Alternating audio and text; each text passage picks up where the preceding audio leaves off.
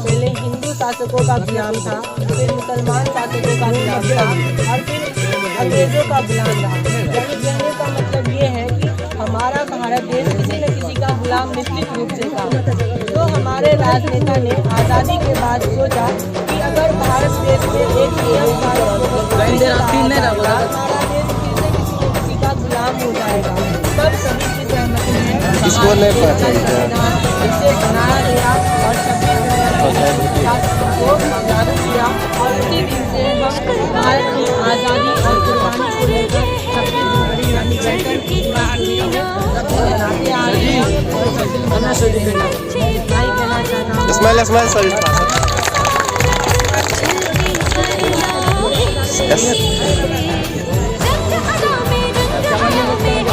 छब्बीस जनवरी के शुभ अवसर पर अगर किसी को कोई गम हो, तो मेरी खुशी मांग लेना। अगर किसी को कोई गम हो तो मेरी खुशी मांग लेना। खुदा करे सबों की 100 साल की जिंदगी हो, अगर किसी की गम हो तो मेरी जिंदगी मांग लेना। वाह वाह वाह, बहुत खूब। आज 26 जनवरी के शुभ अवसर पर तमाम शिक्षकगण, आदरणीय शिरोबाबू के समक्ष आज हम लोग सभी इस तिरंगा के नीचे खड़े हैं। तिरंगा आन है मेरी, तिरंगा शान है मेरी, यही हमारे हिंदुस्तान की पहचान है।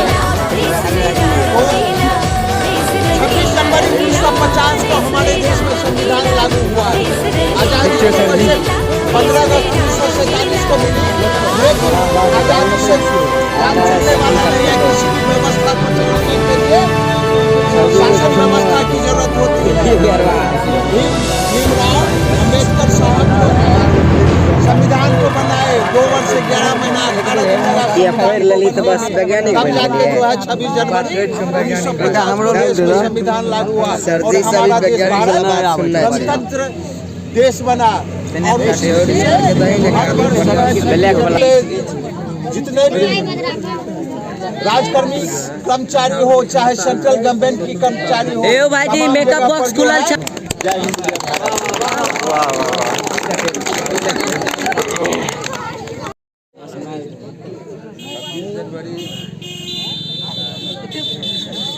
हमारे राष्ट्र राजा है, पूर्ण रूप से हमारा भारत जो है अपने स्वतंत्रता का लाभ पाया और हजारों शहीदों ने इसे दे करके, अपनी जान दे करके, अपनी कुर्बानी दे करके इस गणतंत्र को जो है, इस स्वाधीनता को जो है प्राप्त किया।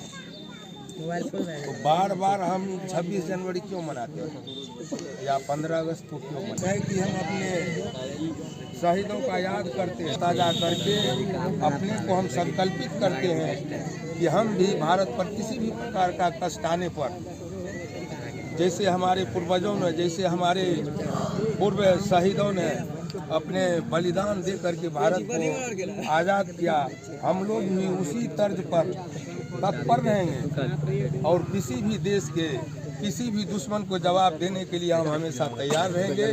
इसीलिए हम प्रत्येक वर्ष 26 जनवरी और 15 अगस्त को मनाते हैं, इसी याद को दोहराने के लिए कि हम तैयार हैं किसी भी परिस्थिति में, किसी भी दुश्मन को जवाब देने के लिए हम भूले नहीं हैं।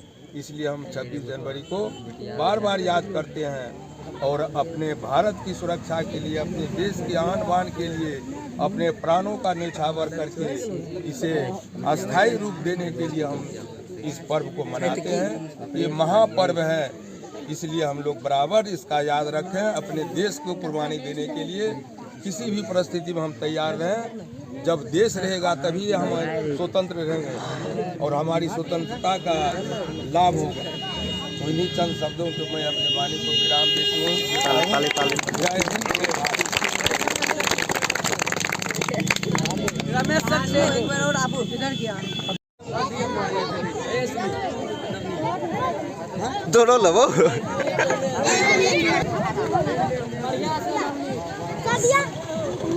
तोरे सीन लवो बढ़िया से।